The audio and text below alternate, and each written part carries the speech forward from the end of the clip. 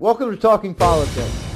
I am Paul Gable. I'm here with my friend and co-host John Bond Sr. We're here with Angie Jones, the Horry County Treasurer, and we've been talking about funds and who collects them and what have you at the New China Buffet Restaurant in Surfside Beach. We're going to discuss some of the issues and some of the things that are going on. We'll be back in a moment. Sugami Japanese Restaurant, Myrtle Beach's signature Asian cuisine experience. Fine entrees served in a casual atmosphere, including amazing hibachi selections prepared by expert chefs. Incredible sushi creations made to order from the freshest seafood. And don't forget their steaks, some of the best you'll find on the Grand Strand. Bring your friends and family. Stop in tonight. Sugami Japanese Restaurant, 4813 North Kings Highway in Myrtle Beach. Welcome to Soho. Soho is proud to present Soho 544, the beach's premier dining experience, now on Highway 544 near Coastal Carolina University. The same award-winning menu selection you've come to expect. Succulent seafood, excellent sushi, and the very best in premium steaks. Stop in for happy hour or enjoy dinner with family and friends. Fine quality dining in relaxed comfort. That's Soho. Soho 544, 1300 Highway 544 in Conway, just south of CCU. New China Buffet, the largest Chinese buffet on the Grand Strand, boasting over 120 delicious items. 1700 Highway 17 North Business in Surfside Beach. Lunch and dinner every day, 11:30 a.m. to 11 p.m. The 120-item buffet includes New China's daily chef specials and our infamous hibachi and sushi bar. Start with our fresh salad bar, steamed shrimp, boneless ribs, teriyaki wings, an awesome selection of seafood, chicken, and much more. And oh yeah, don't forget to add our delicious crab legs to your buffet. The owner handpicks ingredients carefully for every dish. 843-828-1111 or www.newchinamb.com. We're here with Angie Jones, the Horry County Treasurer, and we've been talking about funds and who collects them and what have you. I would like to get in a little bit about the investment of them because, I mean, there is a considerable amount of money that you're responsible for investing. Absolutely. Paul, any given time, we probably have $500, $600 million invested. And see, the treasurer also collects the 1 cent monies for the road tax. So you collect that for the road tax? Do you collect it? Yeah, well, yeah, of school, course you do for the schools. Yeah, absolutely. The state mails us to check. Yes, sir. The only thing you don't collect is for the chamber. Right. So, yeah, I mean, it's a huge responsibility. John's laughing. John? The chamber. That is not a governmental entity. No, but it's sure as heck a 1 cent sales tax. It's a governmental tax. Let's bypass that. Go ahead. Bypass that. I forgot where we were at. Okay, investing, Angie. Investing. How do you do it? Well, used to, when the banking industry was good and the rates hadn't, going to hole kind of thing, we would send out bid notifications. Okay. That stopped a long time ago. So what we look at now is a lot of our money is in the state investment pool, which Curtis Loftus, our state treasurer, does a great job with. It actually is drawing 1.06% right now, and that's pretty good. It really is good for today's money markets. It is, because we don't really have banks that really need our money right now because, see, with public funds, you have to collateralize them. So we don't get really good rates. And, see, if banks aren't loaning money, they don't need money. So we use that, and we also do some agencies, federal agencies. Now, I like what I call the step-ups. You buy it at this price. For, quarterly, you get it 50 basis points, and then the next quarter it goes up to 75. And then usually it stretches out to 3 to 3.5 years at like 4%, and we know it's not going to go that long. I mean, obviously. So it's called. And, I mean, that's kind of what we have to invest in right now, Paul, because public funds, like I said, have to be secured. It's got to be low risk. And they've got to be liquid, too, right? Yes. Yeah, and we have to leave a certain amount liquid. You're absolutely right. Of course, a hurricane showed us why we need liquid funds at the government level. Not that we got hit here, but Florida and Texas and what have you. But in setting up the funds that should be liquid and the funds that should go along, and you've got bonds that you're paying off, the county for roads, the school district for building and what have you. Is the general philosophy there to pay those things down as quickly as we can, or is there a general philosophy? Yeah, I mean, they're kind of, I get the projections from the county and the schools as far as bond payments and stuff, and those payments are set. Structured. You know, it tells me every quarter with its interest-only payment, and then, you know, if we go into principal, so that's kind of a set schedule. I don't remember a time, Paul, where they've paid more than what was due. Now, I do know we've paid some off early before, but it's a set. And it almost has to be so that way we can budget for it, and I know what's coming, so I do have enough money liquid. Well, I was thinking that, I was just thinking with those situations and being sales taxes, you always have a little fluctuation. Sometimes you get more than you expect. Sometimes you get less than you expect. Yeah, and see, that's what's great about the state investment pool and what Curtis has done with, as far as the interest rates being pretty good, is because that money is liquid. All I have to do is go online, withdraw, and it's in our account by the next day. I see. So it's basically like a money market account. So it's liquid. And Curtis is running that.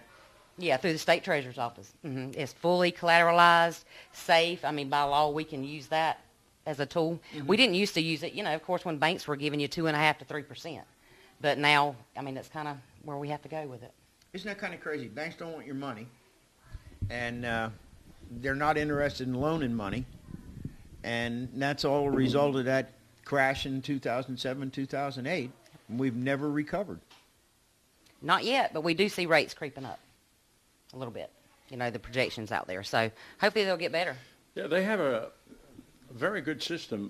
What she's setting up now, we should. She's just been in office. She just got in office in July 1st. Yeah. She's elected in November. They have to have an audit of the office At the end of the fiscal year. Yeah, but then she starts in July, and she didn't have the cooperation, it seems, from the administration and the past administration, the present. So she was under the gun, and she had to hit the ground running because the taxes are due. She has to set up a system, and that's what she's doing. Now she finds out that her budget, is not what she wants or expects because of the various expenses that she's incurring. Now she's going to tell us about the satellite offices that she has, the lack of personnel, and what she's doing to overcome the problems that she has, the hurdles. You have an awful responsibility that you got into. I mean, the other treasurer, Roddy Dickinson, when he took office, he didn't have as many problems as you have, as I recall. No, because there was a transition there. I mean, there was a transition, and for me, there was... Well, there was a transition for you too, right? No, sir. Okay, there you go. That's what I'm saying. You had to hit the ground Exactly. running, and you didn't know where all the pieces were to the puzzle. And that's what I'm trying to explain to the people, because they don't know that.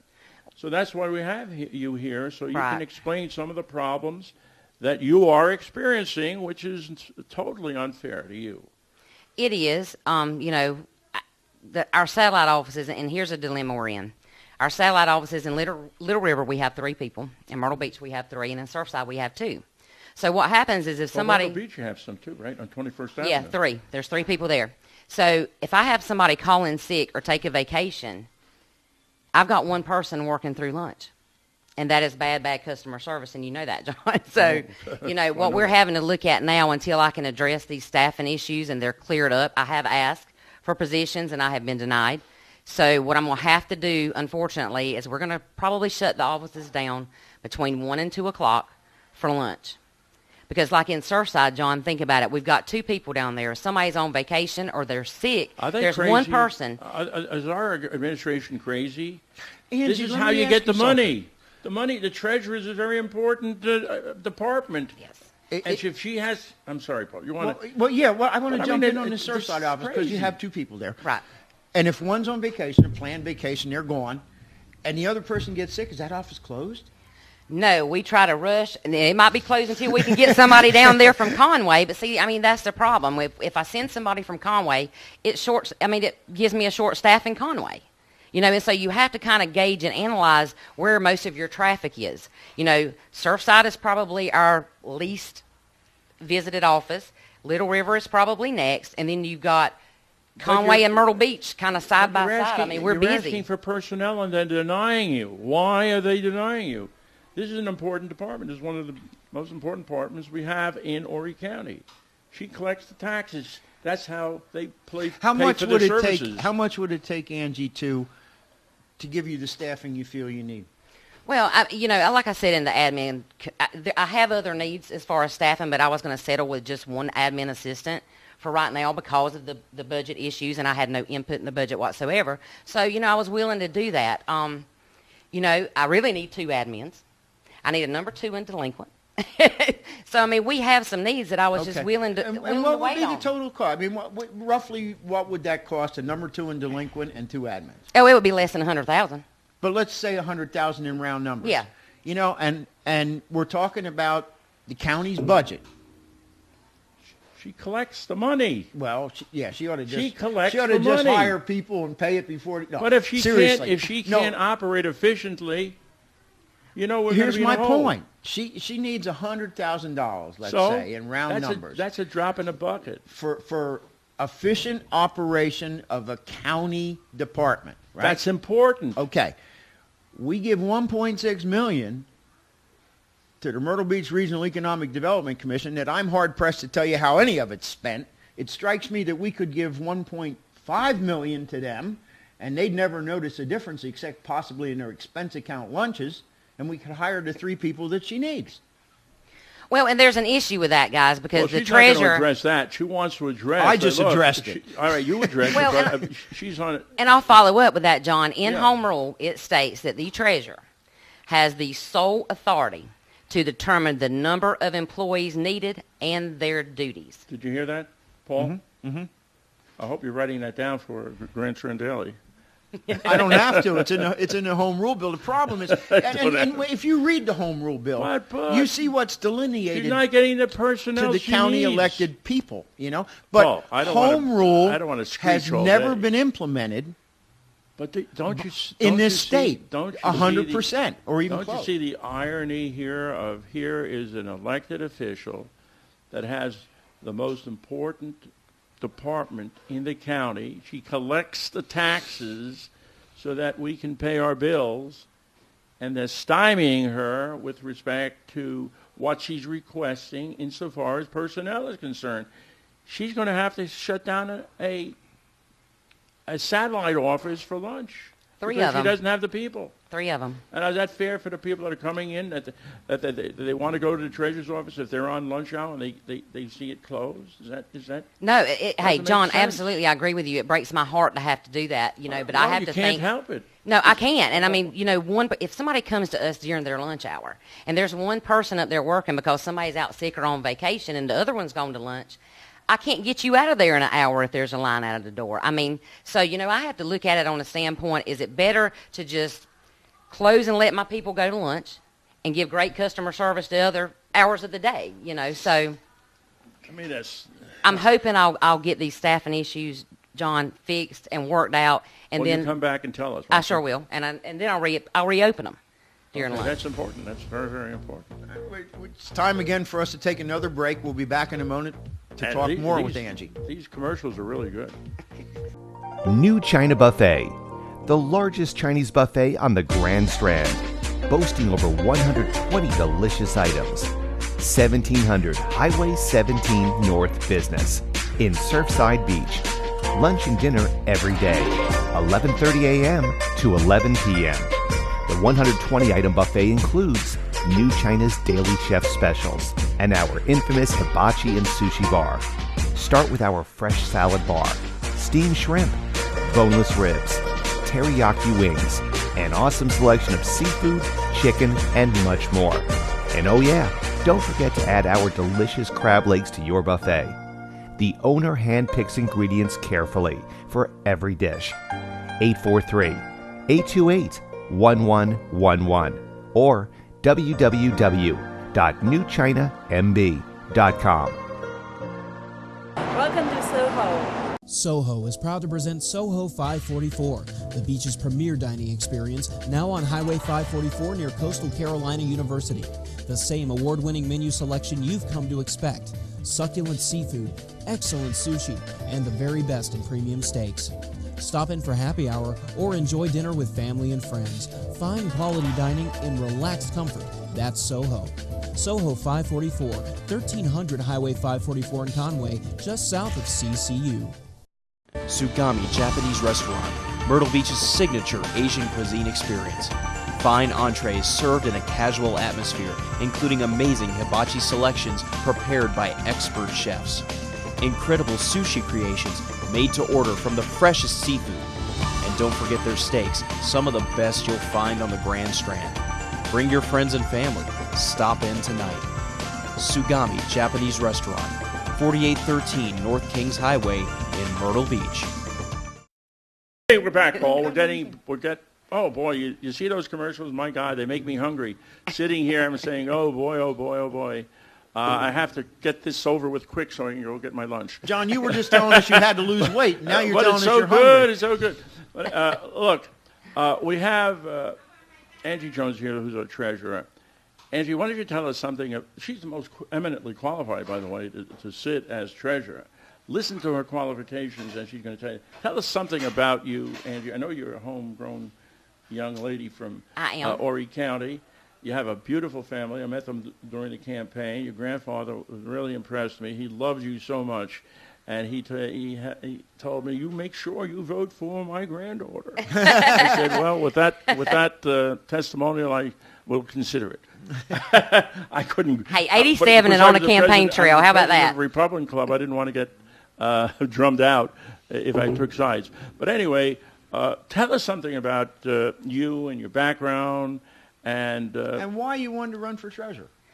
Well, I grew up in Aner, as you know, John. I graduated from Aner High School. I went and got a 2-year, actually, from Horry, Georgetown in business, and then I went on and pursued my bachelor's in accounting.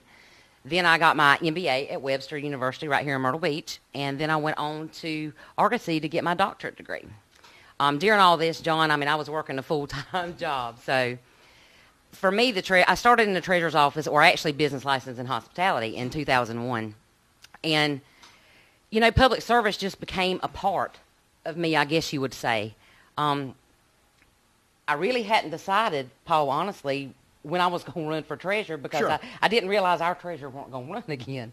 So whenever that came up, I had to. I wanted to. I'd spent 15 years with that organization, and as number 2 for most of that time, I saw what needed to be fixed, what needed to be changed. And, I'm a people person. And every door we knocked on, I knocked on doors. And I listened to the people, and I heard them. And for me, I have finally found my passion. My passion is this job and serving the citizens. And I'm a working treasurer, guys. I give my cell phone out. If you go to our Horry County, our official website, my email is the one that's there. And I answer emails day, night, anytime. And I love it. I'm enjoying it. Even though, you've got some hurdles to cross or jump over, that'll be okay. But, I absolutely love my job. Webster University is right here in Myrtle Beach. A lot of people don't know it.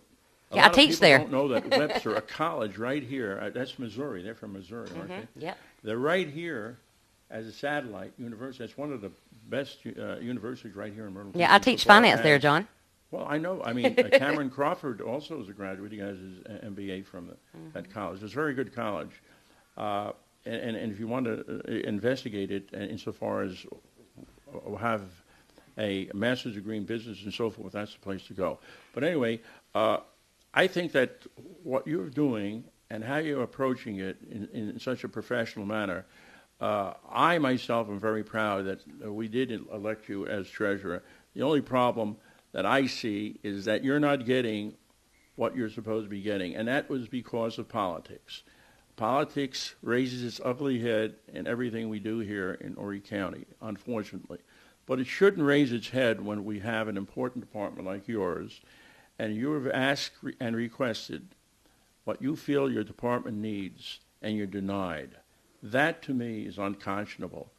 Have you gone maybe to a Harold Worley or some of the county councilmen and show them the plight that you're undergoing and let them be aware of it? Are they aware of it? Yes, because I actually went in front of administration committee, and Harold and Mark both are on that committee. So, yes, I did a presentation in front of them. And you mean to say that committee denied you? Yes, sir. I can't. That's unconscionable. I can't understand. What did you ask for, Angie? An admin assistant. An admin assistant. An admin assistant based in Conway that I could, use to send to my satellite offices if somebody was out. And then plus, what was the reason for denying it? Well, that was my next question. You're jumping me. I didn't get a reason. That's an obvious question. Go ahead. I honestly didn't get a reason. And plus, we've cut the automated system off the phone, so all the phone calls are coming in. We're implementing being able to take the installment payments at our satellite offices. Now, let me jump back a second. Did you do that yourself, cut the automated system off? Yes. You need congratulations on that, because I am so sick and tired of getting automated answering machines that they just drive me nuts. Yeah, and we do have a voicemail on there now, Paul. Well, and you should. We do, and we check it every time that light goes red. We're checking it now. It's going to be tough when tax notices go out on Friday. There's probably no way we can handle the phone calls, but just leave us a voicemail, and we are going to distribute those lists and get people called back as soon as possible. There's one other thing I'd like you to do, if you would, and if you're familiar with it, because it's not a treasurer's function, but tax notices going out, property tax notices. And can you give people that are maybe just down here not too long or what have you, if they don't think that's fair, can you tell them what the process is, or is that outside your purview? No, if you mean like appealing the value? Yeah, to appeal it. Yeah, that's done through the assessor's office. You can actually go online. There's a form you need to fill out, and you mail it to the assessor, and you will go in front of a committee and appeal it. Before we hang up and say goodbye, let me ask you this question. You didn't get the notoriety that you deserve. When you were running, there was a big hue and cry insofar as ethics was concerned, that you were supposed to have done something that they felt was unethical. It went before the State Ethics Board. They handed down a decision. Why don't you tell us about that? Well, I was completely vindicated. There was no Say evidence. That again. I was completely vindicated. That's important. Yeah, there was no evidence to that whatsoever. John, when I met with HR, and let me say this, it shouldn't even went to HR, because the statute allows for the treasurer, in the treasurer's absence, the deputy treasurer has the authority. Just like right now I'm not in the office, my deputy's handling it. But the fact is you didn't do anything wrong. No, I didn't, John. So that's the important thing. there was not even a signature on the document. But there was a big splash all over that when you were running, oh boy, you can't trust this person. Look what she's done. She's made a serious mistake with respect to ethics is concerned. So now it goes through the process. They have the hearing, and they come out with a determination. Where is the publicity on it? Where is it? Nowhere to be found. That's why I want you to address that, and the people now will know that you're exonerated and unanimously. That you're on the way to doing the best job that the treasurer has. I will. That's the important thing. That's why I'm asking you to say that again. You're vindicated. I'm vindicated, and I love my job. And she loves her job. Now all she needs is a couple more help. employees. Yeah. Yeah, just need some help. She needs help. It's time for us to close here. We want to thank Angie. Thank you very much for coming. We'll have you back. Perfect. And I'm anxious to get those decals right in the office when you pay your car tax. That'll be a nice thing. But I'm even more anxious to see you get the staffing you think you should have. And I'm going to say it again, especially when we give $1.6 million to an economic development commission that I don't think does anything. They can be cut, and you can be added to, and I'll support you 200% on that. Thank you, Paul. I appreciate that. 200, wow. But thank you very much. Thanks for having me, guys. I really enjoyed it. Well, thank you. Angie, you're a and delight that's to Talking have. Politics from the New China Buffet in Surfside Beach. Now let's have Jones. Now let's have something to eat. Boy, they have 160 different items. Did he not just say he had to lose Yeah. weight? New China Buffet, the largest Chinese buffet on the Grand Strand, boasting over 120 delicious items. 1700 Highway 17 North Business in Surfside Beach. Lunch and dinner every day, 11:30 a.m. to 11 p.m. The 120-item buffet includes New China's daily chef specials and our infamous hibachi and sushi bar. Start with our fresh salad bar, steamed shrimp, boneless ribs, teriyaki wings, an awesome selection of seafood, chicken, and much more. And oh yeah, don't forget to add our delicious crab legs to your buffet. The owner handpicks ingredients carefully for every dish. 843-828-1111 or www.newchinamb.com. Welcome to Soho. Soho is proud to present Soho 544, the beach's premier dining experience, now on Highway 544 near Coastal Carolina University. The same award-winning menu selection you've come to expect: succulent seafood, excellent sushi, and the very best in premium steaks. Stop in for happy hour or enjoy dinner with family and friends. Fine quality dining in relaxed comfort. That's Soho. Soho 544, 1300 Highway 544 in Conway, just south of CCU. Sugami Japanese Restaurant, Myrtle Beach's signature Asian cuisine experience. Fine entrees served in a casual atmosphere, including amazing hibachi selections prepared by expert chefs. Incredible sushi creations made to order from the freshest seafood. And don't forget their steaks, some of the best you'll find on the Grand Strand. Bring your friends and family. Stop in tonight. Sugami Japanese Restaurant, 4813 North Kings Highway in Myrtle Beach. Hey guys, I'm Angie Jones, the Horry County Treasurer. This has been an absolute awesome experience. I think a lot of Paul and a lot of John, and I want to thank them for everything they do for the community. Hope they have me back soon. New China Buffet, the largest Chinese buffet on the Grand Strand, boasting over 120 delicious items. 1700 Highway 17 North Business in Surfside Beach. Lunch and dinner every day, 11:30 a.m. to 11 p.m. The 120-item buffet includes New China's daily chef specials and our infamous hibachi and sushi bar. Start with our fresh salad bar, steamed shrimp, boneless ribs, teriyaki wings, an awesome selection of seafood, chicken, and much more. And oh yeah, don't forget to add our delicious crab legs to your buffet. The owner handpicks ingredients carefully for every dish. 843-828-1111 or www.newchinamb.com.